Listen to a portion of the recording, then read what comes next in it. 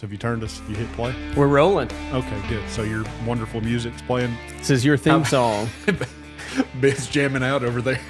If Ben and Jacob had like a Texas Rangers remake in Cullman, this would be the theme song. I would be Walker. Wouldn't, yeah, No, you're I'm not. definitely Walker. You were Trevette. No way. I'm totally Walker. There's no possible way. I'm sorry. I'm Walker. You don't have the Chuck Norris vibe. I hate it for you. Totally Walker right here. Are you feeling it, Ben? I'm feeling it. I like it. We need a Dodge truck. You could jam to this, couldn't We you? do, yeah. You're a musician.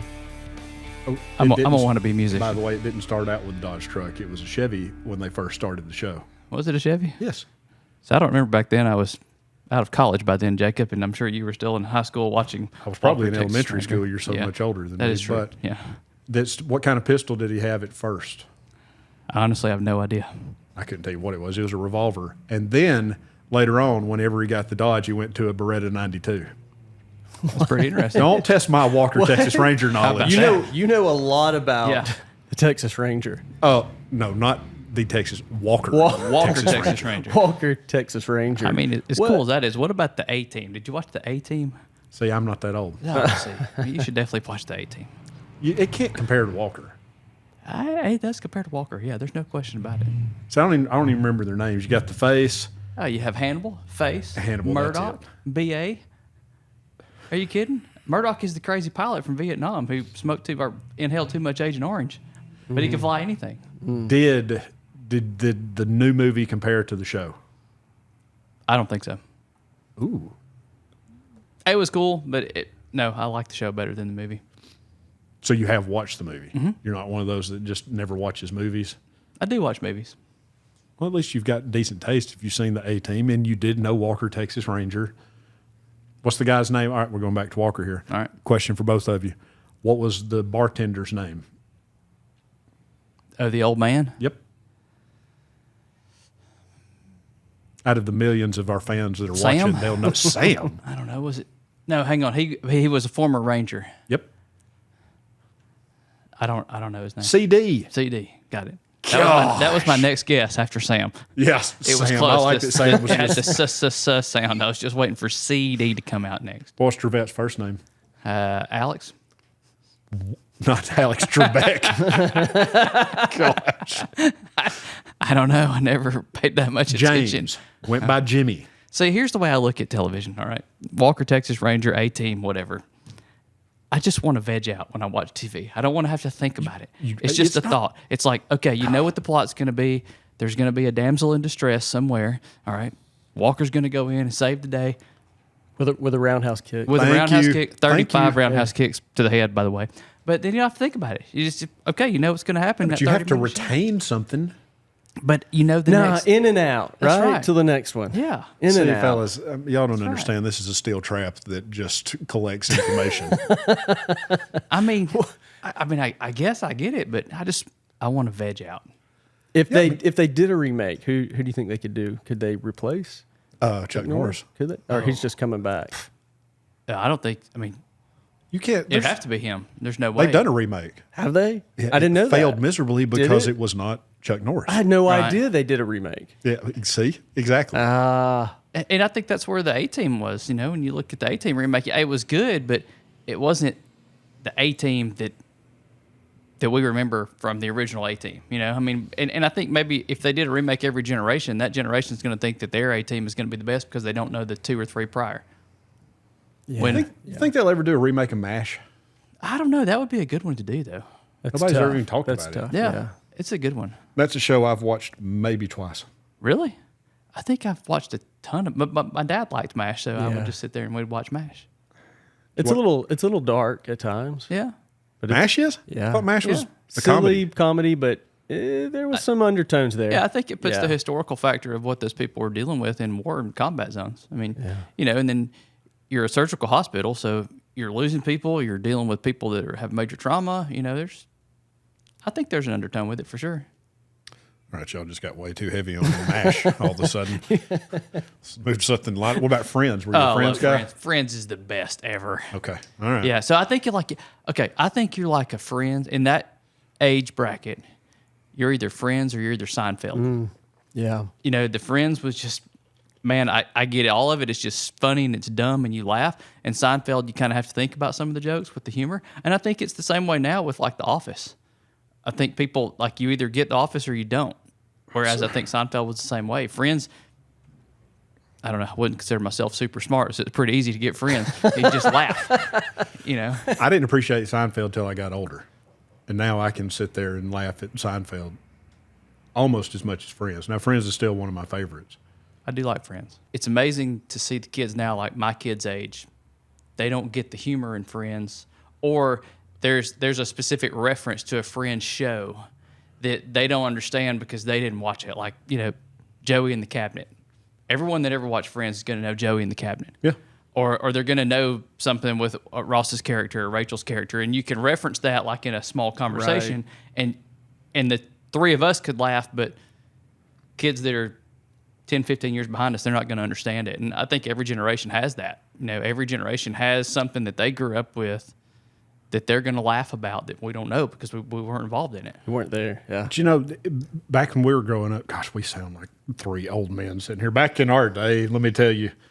But kids are on YouTube. They're watching podcasts. Yeah. They don't have that centralized. I mean, we went home and on, what was it, Thursday nights, the new Friends came out. Yeah. So what do? I mean, because it's all, I mean, they've got this unlimited information. Is there something singular that draws the focus? I think they do, though. I think they know the same streamer or whatever. You know, like we know. Yeah, but think what's the hot thing today? I could not tell you. I have no idea. That's the thing. Yeah, I think you're right about that. It's just all over the place. But our parents knew about Friends. Right. What do you think was like peak music? What? Peak You know, music?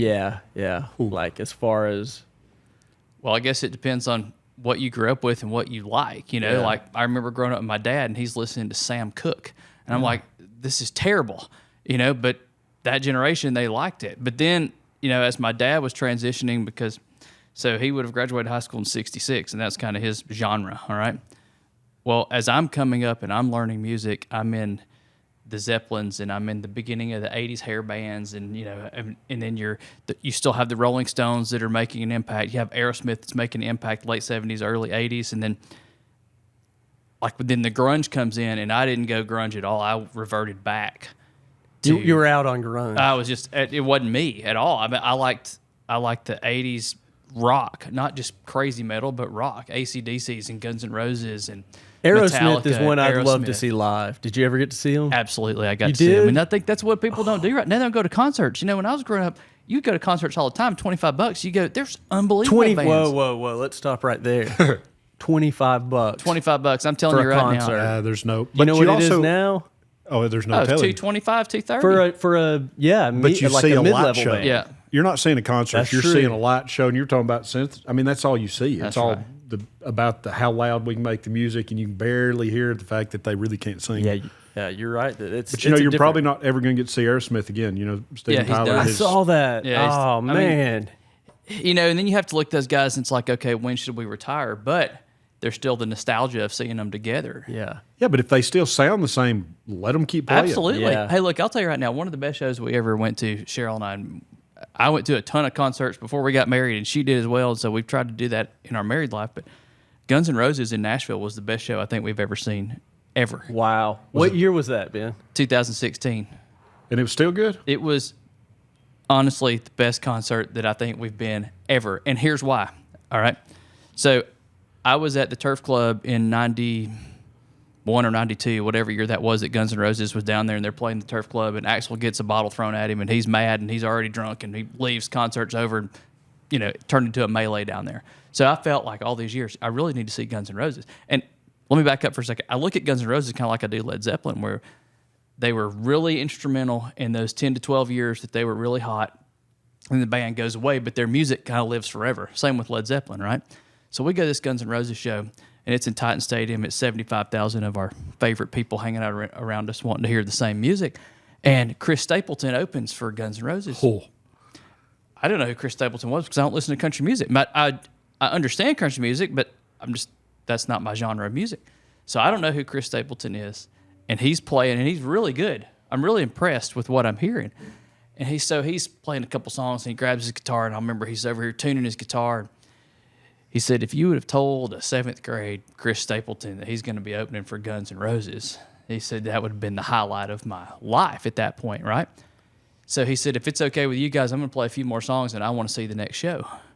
So now he's winning fans my age and people 10 years above me and 10 years below me because he wants to see this show.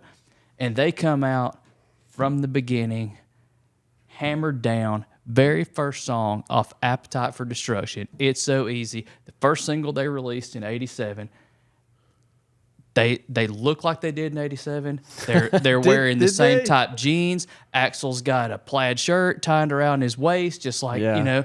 And so whoever marketed that, whoever put that together and put that stage presence together, marketed that toward what the memory was of Guns N' Roses and where you were in life when you became a fan of Guns N' Roses. And it spoke. I mean, those guys played for 3 hours. Look, they played a solid hour before they did band introductions. They just came in and they played the music. And it was interesting. Cheryl and I were talking, and I'm like, if I didn't know better, I'd say they're lip syncing because the music sounded so good, but I didn't care if they're lip syncing because it's exactly what you wanted to hear. Right. They didn't go off into this crazy jam. They just played the songs that were on the album. And that band, I mean, when's their heyday? Early 80s? Mid 80s? I'd say 87 to 92. And they're in Titan Stadium selling out that big, huge arena, 75,000 fans that long after. That long after.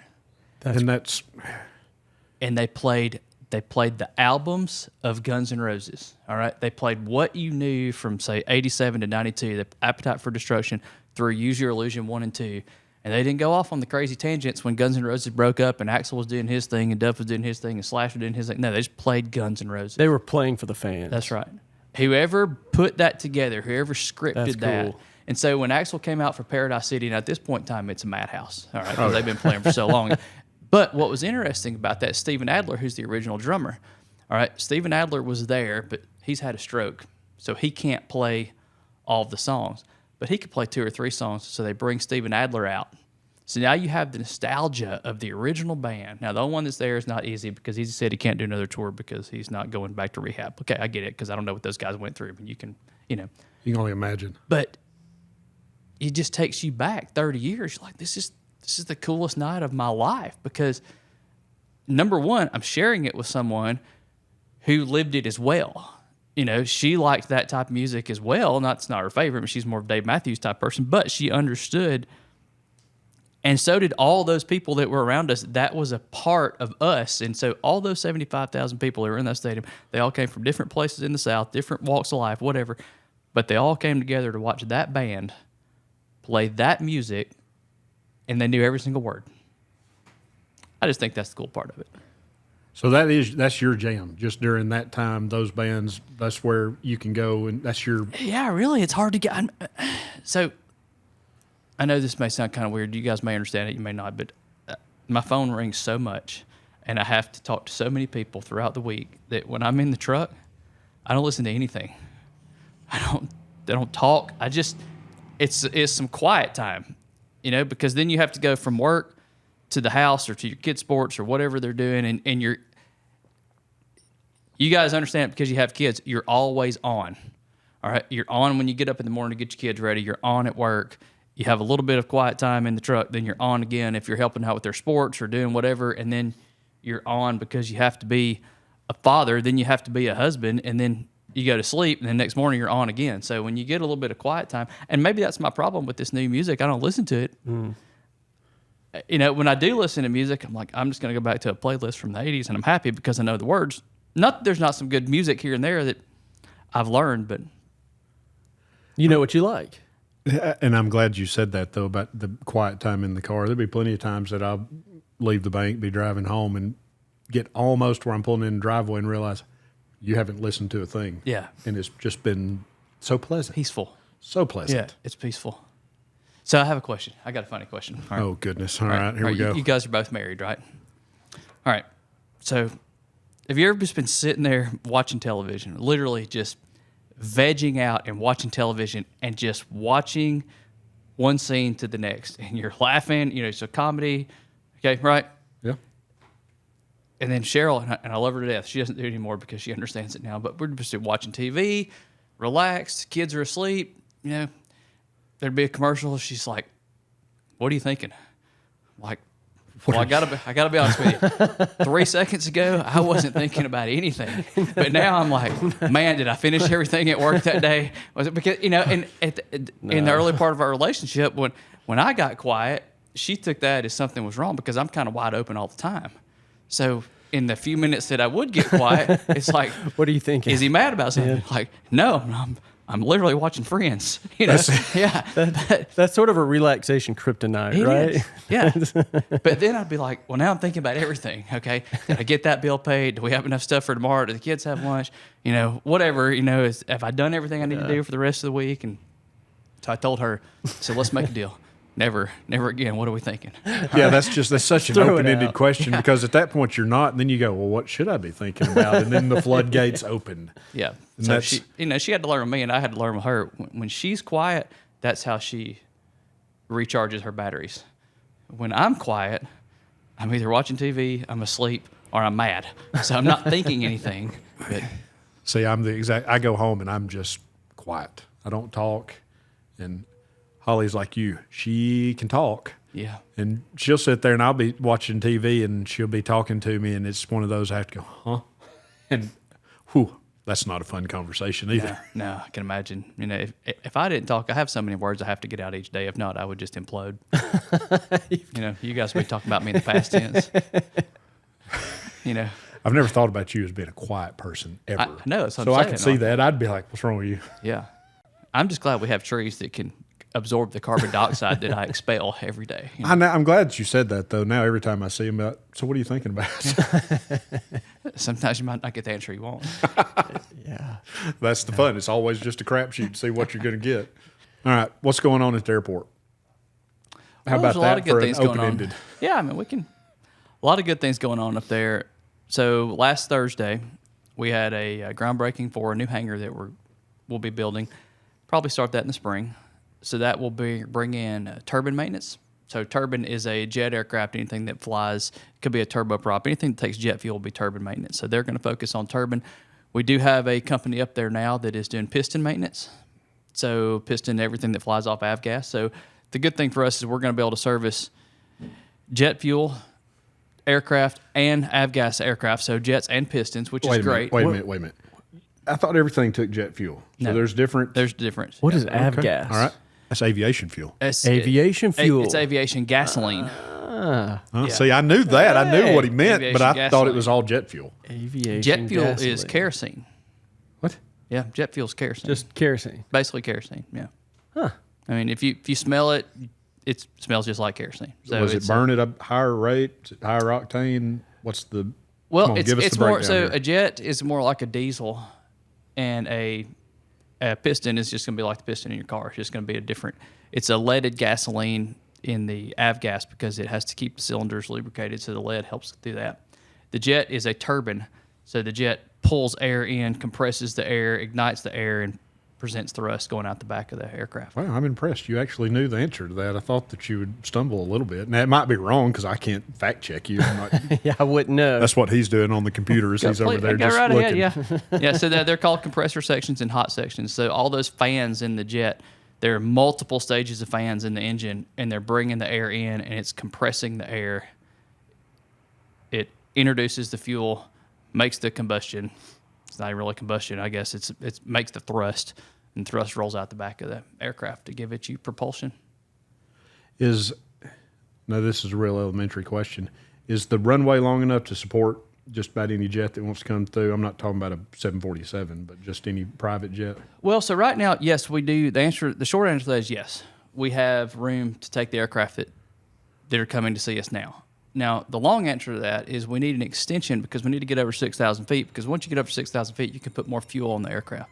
So everything on the performance data of an aircraft is based on weight. What's the maximum takeoff weight of that aircraft and the maximum takeoff roll? So as we talk about things, it's max takeoff roll as opposed to max takeoff weight. And you need to know that parameter of the aircraft. You need to be prepared for that. So if there's an abort of the takeoff, they have enough room to stop the aircraft before it becomes an issue. Okay. So as we go further, I would hope in the next 10 years or less, we get over the 6,000 foot threshold. And in the next 20 years, I would hope we get over the 7,000 foot threshold. So the 7,000 foot threshold is going to give us more opportunity for any type military aircraft. So, C-130s, stuff like that, they can come in now, but any type They military. can come in now? Yeah, we could get a C-130 on the ground. Now, we couldn't get one every day because the rating of the runway is not built for the rating of the C-130. And I don't know the exact calculation, but when you look at your runway data, it would take a group of aircraft and it would say how many times if that aircraft was landing every day. So they would figure out how many times it lands per day. And that's how they get the classification to do the buildup of your runway. So now, if I needed to land a C-130, yeah, we could land a C-130. I couldn't land 30 a day, but I could land a C-130. If we need to land a 737 lengthwise, if it was an emergency, it would land no problem. Thrust reversers would be pretty hard once it hit the ground, but you could move that aircraft. But our goal, and it will take years, is to change our classification from a B to a C. Now, by doing that, it's going to give us more opportunities to bring in larger jets. We have 3 projects going on. I'm going to take them one by one. The new hangar, we just went through that. That's for the jet. All right, the turbine mechanic. The next one will be a new taxi lane, and that taxi lane will come off of our existing taxi lane Bravo, and it will head east and west instead of north and south because our current taxiways are parallel to the runway. All right, this one will go east and west now and open up a 19-acre parcel for development. So I imagine it's going to take us 15, 16, maybe 20 years to complete that development, but without this taxi lane, we have no way to develop that land. So once it's in place, we'll take this grant money, we'll go as far as we can with getting the taxi lane built, and then as far as we can on the north and south side of that taxi lane to get the sites ready. So we have multiple different sites. We could do another T-hangar, and a T-hangar means that that's a long building, and we could put between 8 and 16 aircraft in it, individual stalls, if you would, where one would be on one side, they kind of back in. That would be for an individual aircraft. If the 3 of us had an aircraft, it was all small pistons, say a Cessna 172, we would be in a T-hangar. All right. Right behind the T-hangars, we would have a group of 100 by 100 hangars. Behind those, we'd have a group of 80 by 80s, and then we'd have a group of 60 by 60s. So the 100 by 100 is going to be a mid-cabin jet. 80 by 80 is going to be a mid to small cabin jet, and then the 60 by 60 would fit a light jet.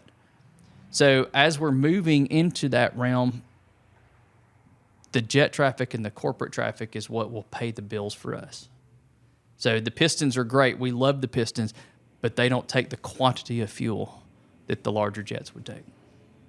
And that, I guess you make money off your stall rentals and everything else, but I guess That's right. the fuel is where you really...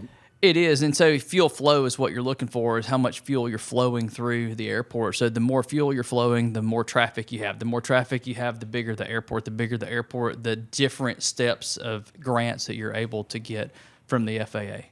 At some point in time, currently we're 87 based aircraft. The goal would be to get us over 100. 100 is kind of a benchmark of based aircraft at your facility, because now you're not a grass strip, or you're not an airport that has 10 or 15 aircraft. You're becoming a more viable, vibrant aircraft that supports the community, and that's what that airport does. It's not a playground. Now, there are some people that love to play. They have aircraft, that's their hobby. We love those guys up there, okay? That's great. But we also have to be a vibrant, very well-structured aircraft to support the business community, because most all industries will be located within 15 miles of an airport. What about the jet rental places for people that are like just a quarter share? I don't know. So are you talking about like something where you could just buy time on the aircraft? Yeah. Yeah. Will they use our airport Every to come day. get you? Okay. Every single day. What's the bread and butter, Ben? Is that like who uses the airport? Every industry in this community uses the airport at some point in time throughout the year. So it's really industry driven. Mm-hmm. Is that industry sort driven? of the, yeah. Okay. There'll be times we're moving. We'll bring their executives in if they're going to do an expansion. If they have an issue with parts, there's a quality issue maybe at another supplier that's supplying them the parts. They're going to be flying the cargo into us for however many weeks. You have people that have to get back and forth quickly. The charter jets are called 135 operations. We see 135 operations all the time. I mean, I think we're probably averaging at this point, I could run the numbers for you. We're averaging 50 to 70 jets a month, depending on Okay, where so it they're is. coming in frequently. Yeah, we're having jets quite a bit. So to the point of that takes me to the third phase of our construction. That will be the apron. So our north apron is in shambles. It's terrible. It's the oldest pavement we have up there now that hasn't been replaced. It doesn't score well. So by scoring, I mean when you look at the FAA, they're always looking at safety and security of flight operations. So runways are always first, taxiways will always be second, aprons are always third. Well, with the amount of runways that we have in the nation, runways are always first. All right, taxiways will be second, aprons are always third, but they don't score. So we were fortunate. We started working on that apron project in 2017 under Senator Shelby, and now Senator Britt was chief of staff at that point in time, so she was helping us tremendously, and then she took up the fight with us of trying to get money for that apron so we can do it in one major project. So that will start in spring of 25 as well.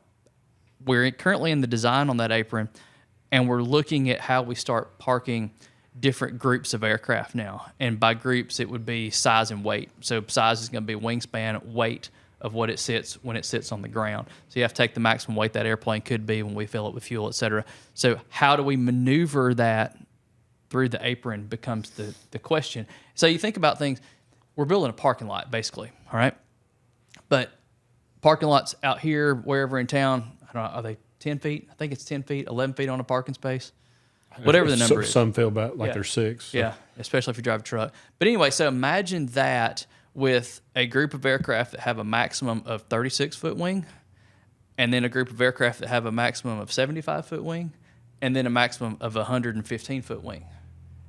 So we're trying to figure out how we maneuver all these different groups and still park them safely on our ramp. Our goal as the airport and as your airport, because we're the airport for you all and every person that's on this watching the show today. All right. How do we allow those aircraft to move on that parking area under their own power? We want to not touch them as far as tow or tug them as much as possible, because when you hook to that aircraft to tow or tug it, you're 100% responsible for that aircraft. So if you've got someone and we made an error, or we damaged a wing, or we damaged a winglet, or we bumped the other aircraft, now that aircraft's out of service. All right, if it's a charter operation, that means it's not making any money. Ooh. It's not making any money for the charter company. Not to mention how much it's going to cost to fix it. Not to mention what it's going to cost just to get people here to assess it before they can figure out what it's going to cost to fix it. And if you've damaged another airplane, and I'm going to be honest with you guys, we have jets that are landing up there that are $60 to $70 million. So the more that we can eliminate us having to touch that, the better off we are for our community. But you see, it's nothing to see between $10 and $12 million sitting on the ramp in one aircraft every day. What's it like inside one of those? Take the 10 to 12. Is it spacious? Well, so you have light jets, which are not spacious. All right. You have small cabins, which are a little more spacious, and you have medium cabins, then large cabins. So large cabins, the three of us could stand up in it, no problem. Probably 2 seats on one side, one on the other. Configuration, they're going to be captain's chairs. They're going to be club seating, so you're going to have 4 facing each other.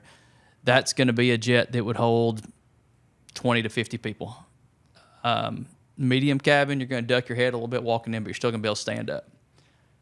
Light jets, small cabins, you kind of walk into them, bend over, grab your seat, kind of plop down, and that's where you are for the jet ride. Now, The majority of those jets, though, the reason they're called light jets, their optimum range is going to be 2.5 hours.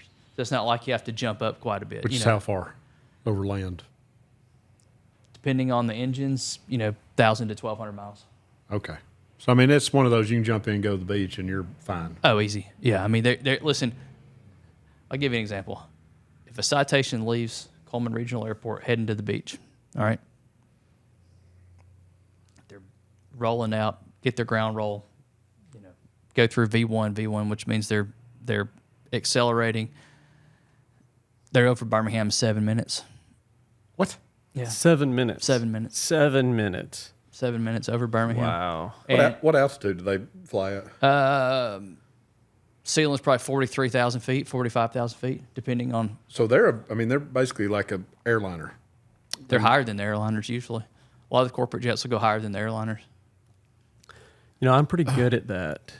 I've done it on the flight sim. Oh yeah. I was about to say that I wouldn't get in an airplane with you. Hey, did you see the guy on the flight sim that did that? No. That he's I don't know. I guess there's some game and like you fly all Yeah, these different Microsoft things. Flight Simulator is good. So does it have a does it have something where you like fly courses or whatever? Yeah. Okay. It's got all of it. All right, so yeah. there's some way to score. I guess so. All right. Anyway, so this guy, whoever this guy is, he has scored high in that game. So they did a deal with him where he had never flown an aircraft before. a real deal. one. Yeah. So the instructor says, okay, they're going through the debrief, and the instructor said, we're going to fly. You're going to fly it. Wow. He said, but the key words that every flight instructor is going to say is my aircraft. All right, which means you're doing something that's about to kill us. So if I tell you my aircraft, if Jacob and I are in the aircraft together, I'm the instructor, he's the student, and I say my aircraft, that means you release control because I now have control. Okay. Okay? Yeah. So the instructor's going through this with the guy, and the guy was very professional. I'll give him credit. And the instructor was shocked at how well he flew the plane. Really? Yes. He was capable. Well, he was capable until they put him in the wind. All right? So when he had some crosswinds to deal with, and it's all because you can't feel the crosswind on the simulator. Right. You know, you can see it, you can visualize it, and you can even, they call it crabbing, where you kind of have to dive into the wind, you know? But you can't feel the gusts, and you can't feel the movement. Huh. Could he not do it by strictly the instrumentation? Because that's what you're doing on the flight simulator. Was just the environment throwing him off that bad? It's still the feel. Wow. So you guys have all flown on an airliner before, okay? And you understand the flight, but when you're controlling the flight, it's much different when the wheels break ground because everything starts to move. You're still kind of floating in there with the wind. So, you know, if we're taking off on runway 2 and we've got winds that are kind of quartering coming out of the northwest, so you lift off, airplane's flying, your goal is to fly runway heading for X amount of time before you make any maneuvers, right? But if you're not paying attention, you have the winds that are coming at the northwest. Yeah, you're still flying that heading, but you're also drifting to the east because the winds are continuing to push you. Which I'm assuming can take you a long way off course. Yeah, if you're not paying attention. but there's a big difference between flying the game and flying the plane. Right. It's got to be. I mean, because the plane, everything is moving. The wings are rocking a little bit. There's some yaw. You know, you're climbing, you're descending, you're getting some convective activity from the earth. You know, like a day like today, when it really starts to heat up, man, below 3,000 feet, you're going to feel that airplane. You're going to feel the heat waves rising. Will you really feel it pushing up on the aircraft? Oh yeah, you'll feel it, and it'll just be bumpy. It'll just be turbulence under there. You know. See, I don't like that. I'd never liked the turbulence. It's waves on the water. Don't Waves give on me the that. water. I'm serious. It's waves on the water. I can swim. I can't fly. Yeah, but you can't see the waves. I mean, that's the problem. Is the turbulence is just waves on the water. Waves on the water. Yeah. Jacob, would you want to fly? Is that something you've ever wanted to do? I'd love to know how. Right. And I think I'd be pretty good at it, except for taking off and landing. Put me up there about 3,000 feet and just let me take the stick for a little bit. Yeah. But other than that, no. It's funny you said that, Jacob, because most everybody can fly an aircraft. Yeah, I know. The landing is the key. That's the key. That's the key. It's And taking off That's hard. where, depends on what the crosswinds are doing. I want to so calm it can back. be. No, taking off is pretty simple. And you just put the power to it, keep it on the center, watching your airspeed, make sure everything's coming alive on the airspeed. You already have predetermined what the airspeed, what the liftoff will be for that aircraft. So once it goes through, the aircraft's trying to fly anyway. You just ease back on the yoke and it'll fly. You know what scares me the most about it is being up there and having to talk on the radio because I can't understand anything. Well, you can always saying. you can always ask them to repeat. It doesn't matter if you don't know what they're saying to begin with. What Papa Sierra Alpha Tango Charlie Yeah. That's 4-9er coming in on heading 265, looking for runway 4. Okay. All right, so what you just said right there, Papa Tango Charlie.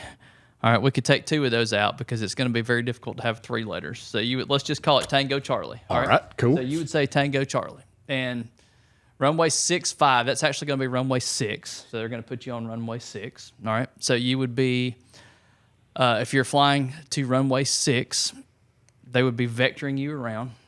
You'd be lining up for your approach. Okay. And so repeat what you just said. I I don't. mean, just you said Papa Tango Charlie. Looking, Papa Tango Charlie Alpha Nuego coming in, heading 265, looking for runway 4. All right, let's try this. How 10-4 about this? Roger Wilco. All right, so here, so let's try this a little bit different. Let's say I'm the tower, okay? All right. And you're in. Ben, do you do this? Do I do you, what? yeah, like, do you get on the mic and ever say any of that? Like, do you? Well, when I regularly? fly, on the rare occasions that I get to fly anymore, I mean, I do like to fly, I just I don't have time to do it. Yeah. But no, Huntsville controls our traffic. Okay. Yeah. Okay. So Huntsville that's all come Tower from controls Huntsville. our Okay, traffic. sorry. Go ahead. Yeah. So let's say that he has made initial contact with Huntsville Tower. You're 50 miles out. Okay. Okay. So we know that we're going to see you in. So you're 50 miles out. We're going to see you in 8 minutes. All right. You're going to join the approach in probably 4 minutes, and we're in a jet. Okay. Okay. You're going to join the approach in 4 minutes, and you're going to be on the ground when you join the approach in 3 minutes. Approach is 15 miles out. Okay. So we've already contacted you. We know where you are. Now we're going to say Tango Charlie because that's who you are today. Okay. Gotcha. So we're going to say Tango Charlie, Huntsville Tower. We have you on radar. We have you flight level 5,500 feet inbound. Okay. You would I'm with you. You would say Tango Charlie. I confirm. Okay. All right. So they would say maintain current heading and altitude, and you would say maintain current heading and altitude, Tango Charlie. Okay. They would come back a few minutes later. Tango Charlie, descend to 350. Okay. Or 350. I'm sorry, no, it'd be 035. I'm sorry, 035. Descend from 5,500 to 3,500. Okay. So they put you down from 5,500 to 3,500. All right. Now you're coming in from the west, so you've got to join, right? All right. So you would go ahead, you'd start your descent because you're descending through. They've got to go work a couple other traffic. They're going to come back. Tango Charlie, go ahead and make a left-hand turn. Look for joining the approach at the Melye intercept. Cross Melye at 2,500. Go ahead, continue descent rate. What's Melye? Melye is a intersection point on an approach. Okay, so all of these places out in space have a lat long Yep. and an intercept point to grab that approach. So your flight management system, your FMS, is already predetermined that you're going to join that approach there, and then that approach will take you straight down the runway center line from 15 miles out. What if you failed and you're just operating off visual? Well, if you're off visual, you're going to be much closer to the airport, and you're going to already have told Huntsville that you're on a base or a final leg, and you have visual to the airport at that point. And then it's up to you. Then you bring the plane in how you want. Okay. Yep. All right. That makes sense. Yeah. All right. So we're still in IFR conditions. Okay. I'm with you. Now you haven't busted out of the clouds yet, but you have now joined the approach. All right. So you're within 3 to 4 minutes max of landing. All right. Now what you're doing is you're talking to the tower, and you tell tower you've joined the approach, and they will tell you continue descent rate. All right. And you will know what those projected points are, and you can expect to have a visual at X position or at X altitude, meaning you're going to drop out of the clouds. Okay. And then from there, you have visual in. So they have nothing to do with you after that. Well, once you say I have visual or I have runway in sight, you can say, go ahead and cancel flight following. And as soon as you say cancel, you're off their radar. They're not looking at you anymore. Okay.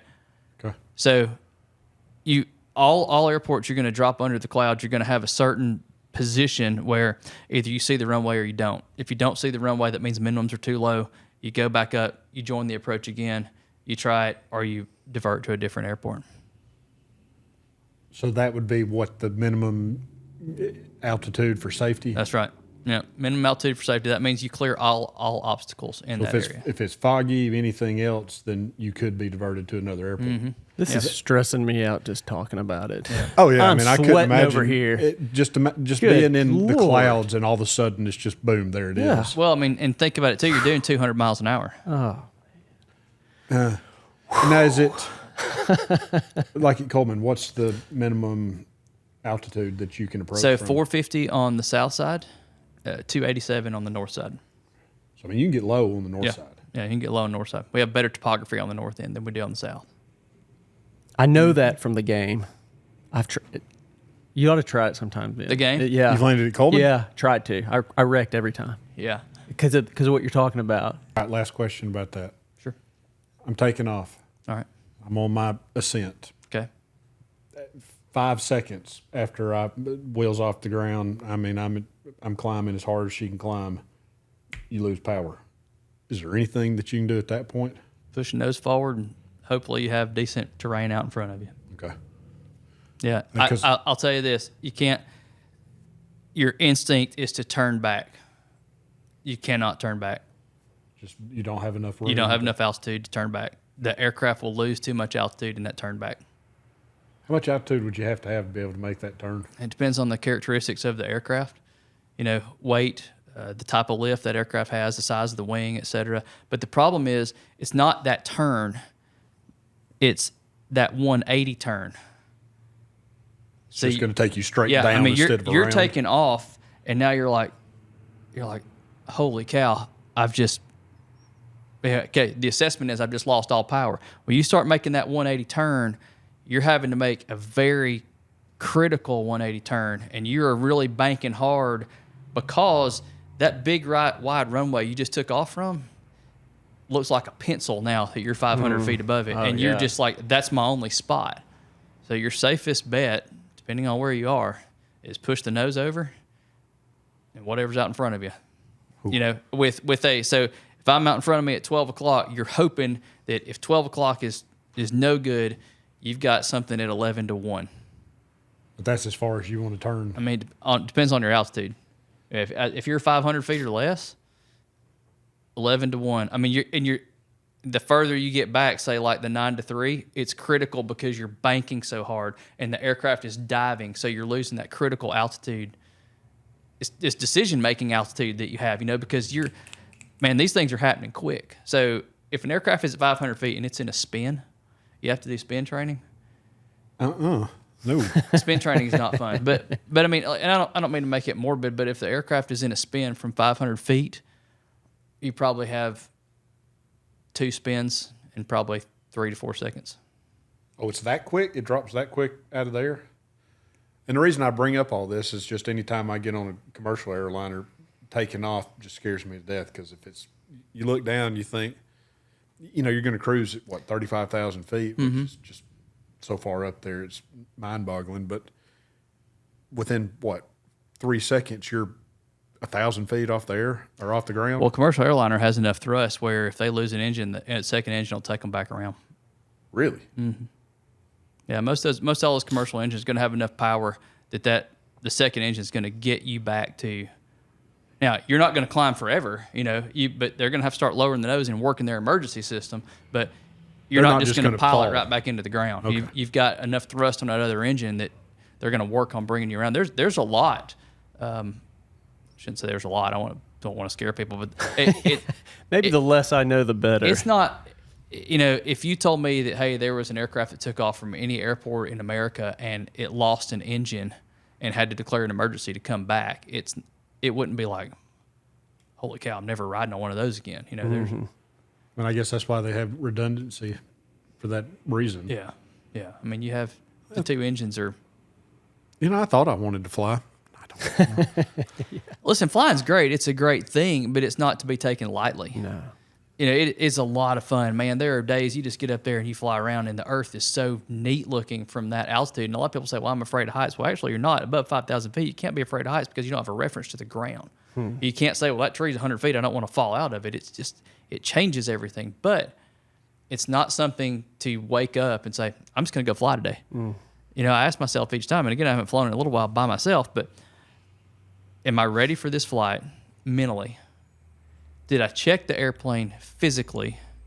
Did I do what the airplane requires me to do to pre-flight to make sure that it is ready to go as well?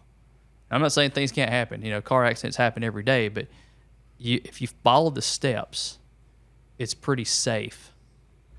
It's a safe mode of transportation. So I want you guys to think about something right now. All right, we were in Vietnam from the better part of 64 through nearly 74. All right.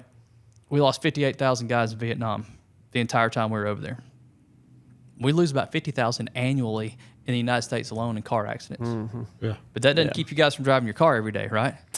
Well, I wish I didn't have to a lot. But I mean, think about yeah, it. How many yeah. cars do we see that have passed Sure, us? sure. But the point is, every hour of every day, somewhere in the world, there are 1 million people in the air.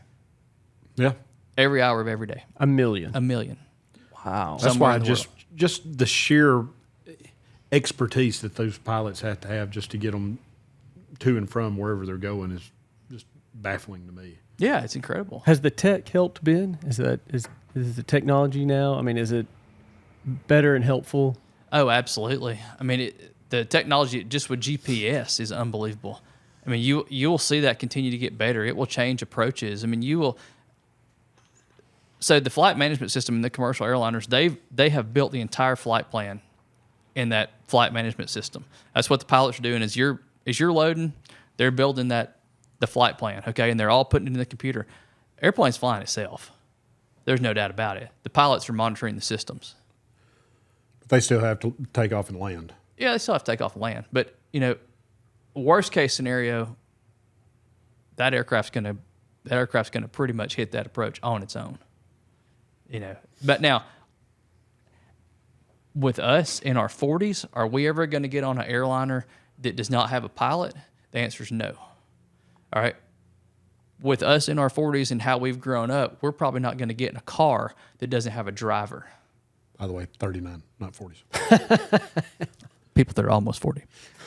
But you think about this now. Let's not think about life as we know it right now. Let's think about life 100 years from now. Okay, 100 years from now. 100 years from now, when a generation of kids grows up with automation with everything, they're going to be more than likely to get on an airliner or a bus or a train or whatever that doesn't have someone physically doing a task to get them to the next spot. They're also going to be walking around in little bubbles, not talking to each other. I mean, they could be doing that too. And, it's something, do we have time? Yeah. So that's something you brought up too when we were talking about where we were in school and listening to bands and all that stuff. So we've really kind of come full circle on this, right? But I want you guys to think about something. Think about when you. I wish we could get him to talk. By the way, me? No, please keep going. Oh, I like to talk. I can talk all day. But so think about when you graduated from high school. All right. Okay. No, I don't want to know what years it was, but just think about from when you were in 9th grade until you were a senior. Okay. All right. So you're a 9th grader. You know the 10th graders, you know the 11th graders, and you know the seniors. Now, they may not always know you, but you know who those people are. Yeah. Okay? Now you're a 10th grader, you're playing ball, you're on different teams, you're in study halls. You're going to know the 9th graders that are coming up. When you're 11th grader, you're going to know the 10th graders now that were 9th graders last year. You may meet some of the 9th graders. And when you're a senior, you're not going to know the whole class, but you're going to know those people. Okay? So there's an 8-year gap in there, really, where your freshman year to the seniors, and your senior year to the freshmen. All right? It is amazing to me if I ask my son, and I asked Sophie, and she graduated in 2020. I'm like, hey, do you know so-and-so? They're in 10th grade. They don't know. Yeah, they'd be like, no, I don't know them. They don't know. I'm like, how do you not know them? But, it's such a different school where I guess, you're in these pods, and like you're in that pod, and that's what you do, and that's where you are. And I'm like, man, I knew everybody. I'll tell you a quick story. You won't believe this. All right. Okay. And I'm telling you right now, you ask Cheryl Harrison if this is true, call her anytime. My 11th grade year, I'm trying to figure out my schedule for 12th grade. All right. And I had 6th period with Coach Miller. That was awesome. That was an A. I loved Coach Miller, great guy. Okay. I actually learned a lot from him. I had athletics for cross country and swim team. All right. So that was done. So what can I do 5th period? I'm like, you know what? I need to be an aide. And I'm like, I need to be an office aide. And I'm thinking I need to be. So I go to the office, and I don't know if you guys know him, Wes Maddox. And Mr. Maddox, if you're listening, you're still one of my favorites. All right.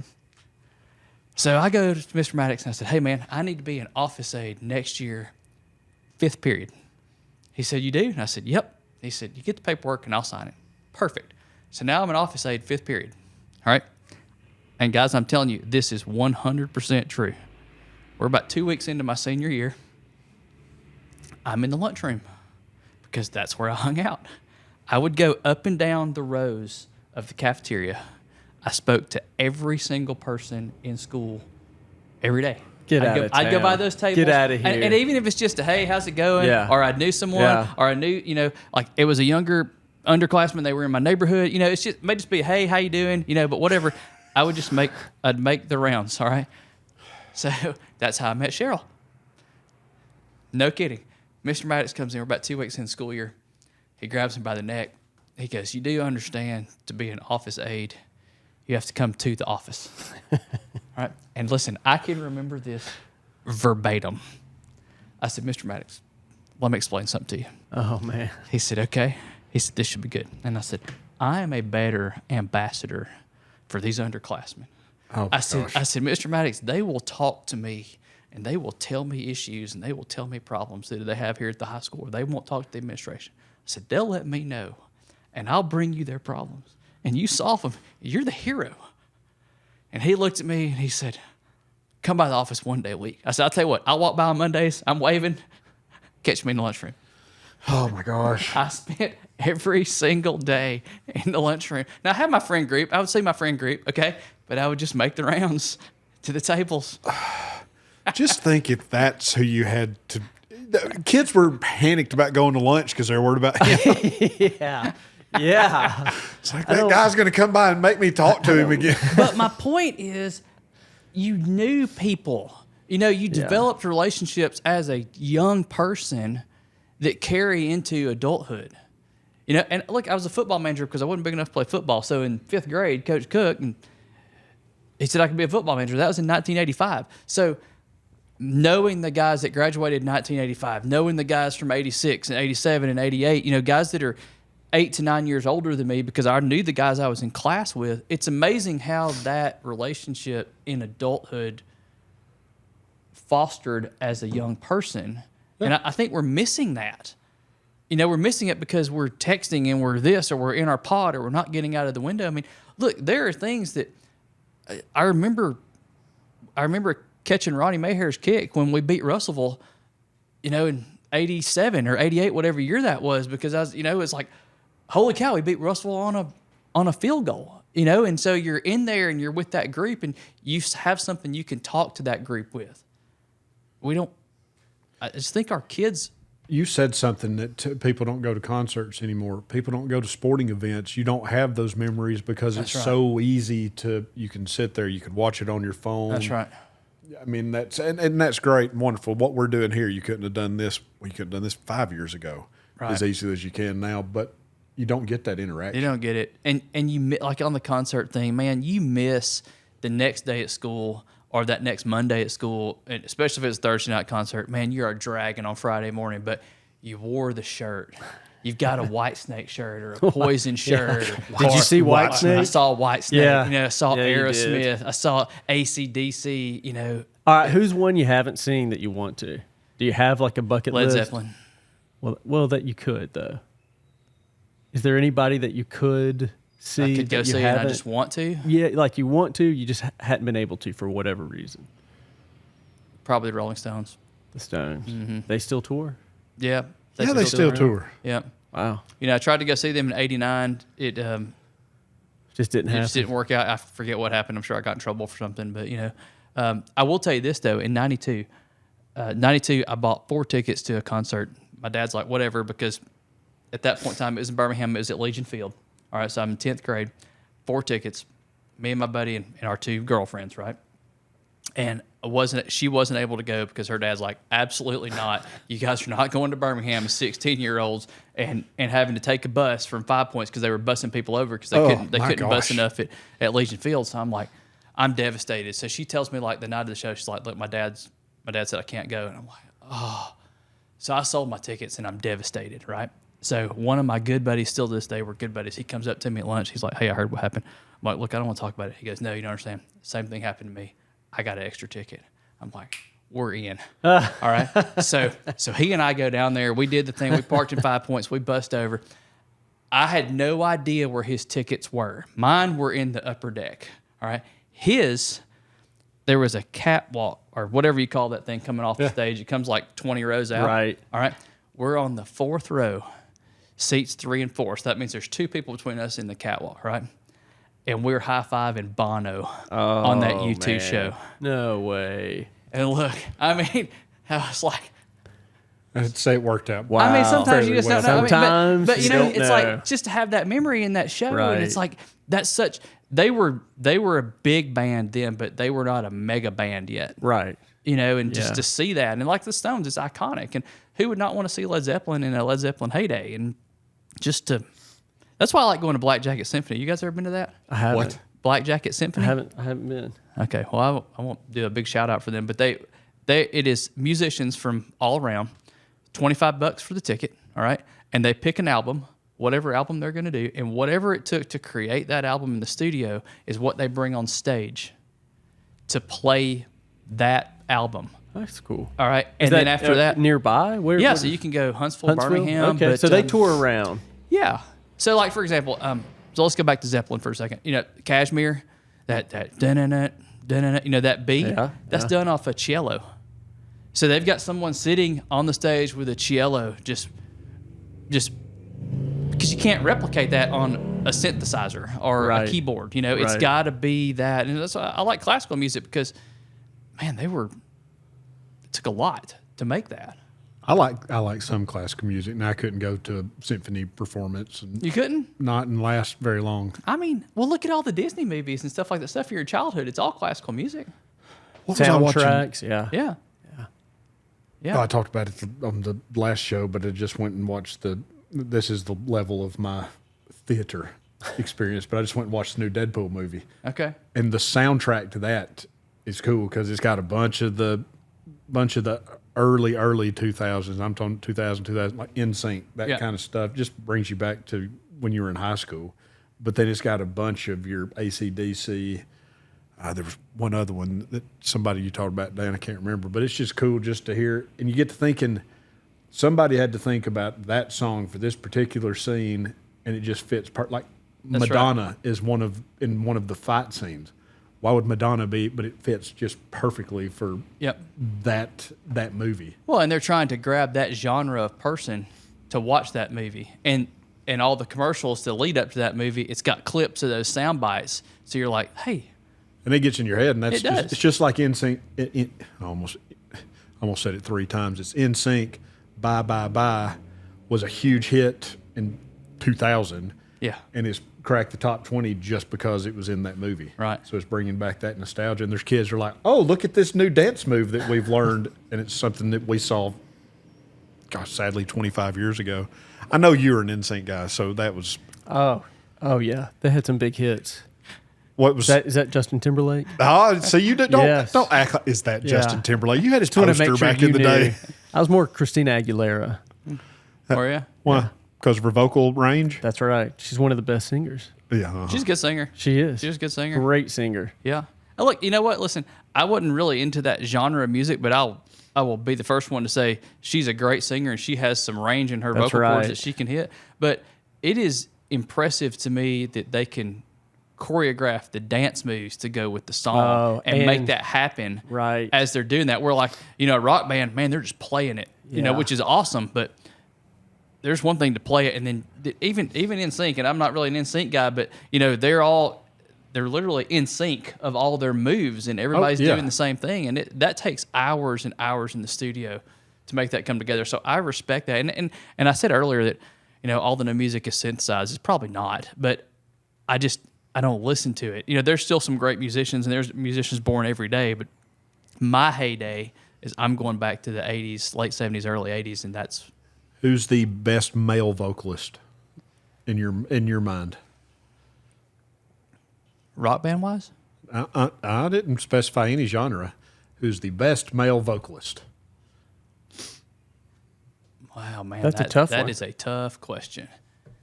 That's tough because there are so many in so many different genres of music. So from the 70s, late 60s, early 70s, Robert Plant, I don't know who that is. lead singer of Led Zeppelin. Okay.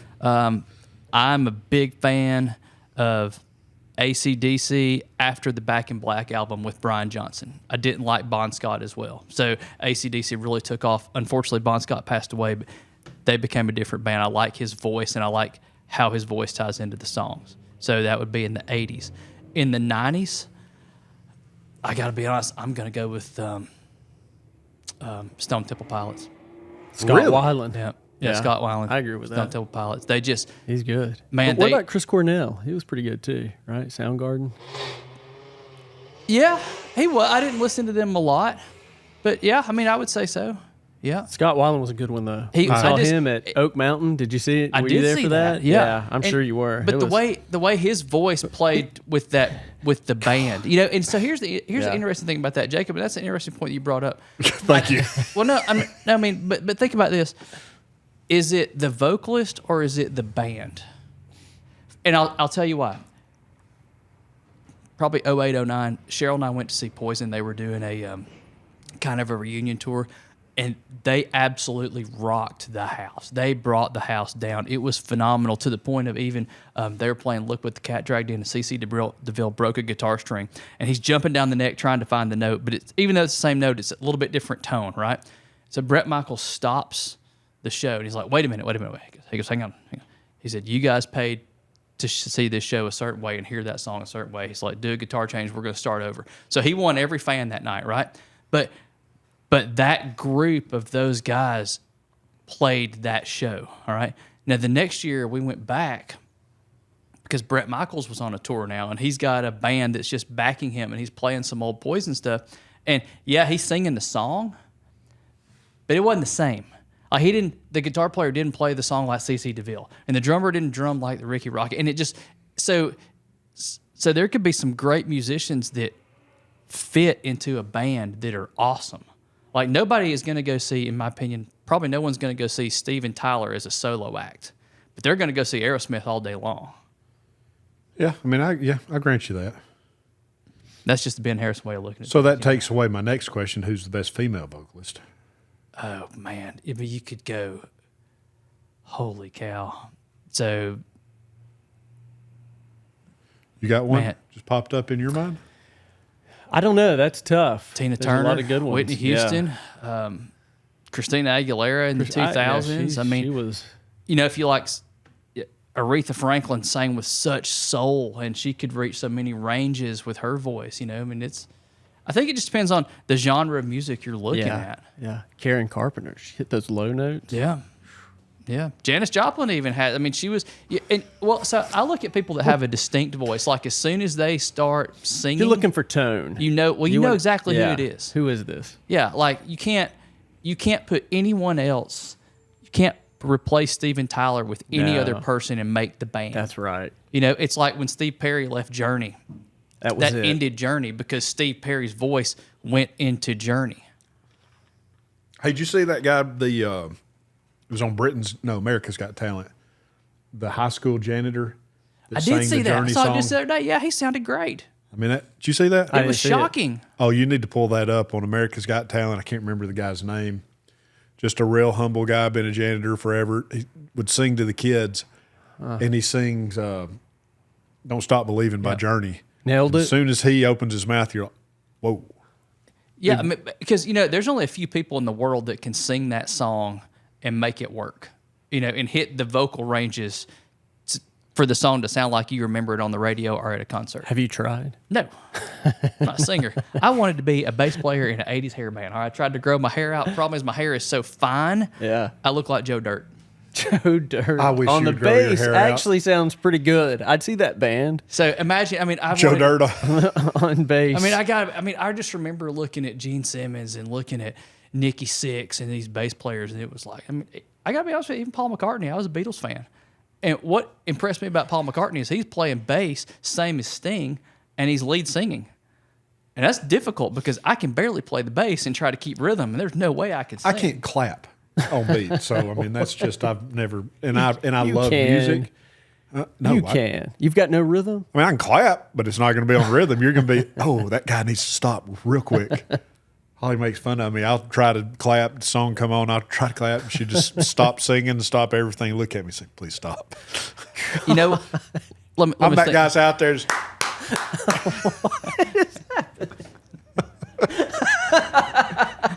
I don't know how we got there, but I was going to say. Can you do that again? Did the audience see that? I wish we had some music. You can turn on that garbage thing, and I can't hear it anyway. I got to be honest with you, that looked kind of like a stampede. You asked me that. Hey, great. Listen, honestly, great musicians that I think have carried into multiple different genres of music would have to be the Foo Fighters. Foo Fighters. Have you seen them? Yeah. No, I've not seen them. I'd like to.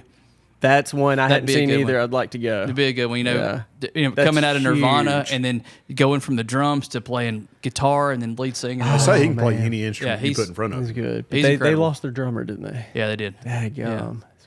Well, we're going to end on that because I'm sure that I just got myself in trouble. So, hey, wonderful. Ben, thank you. Good time. We should do Enjoyed it again. Ben, Come good back. to see you. Absolutely good to see you guys. Start your music. Did you already start Oh, it? it's going. Are we already done? This is it. We didn't do the radio voices or anything. Have at it. Now's your chance. Call us out, Ben. Give us a good. Call us out. That's all for off air. Well, that's all for Mad Mike and Jazzy Jacob here this Friday morning on that nice, good My Cullman TV, which is actually your Cullman TV show. We're out here watching all this traffic on this bright sunny day. Looking forward to the weekend. You guys get some brews, go to the lake, have fun, watch ball. We'll talk to you next week.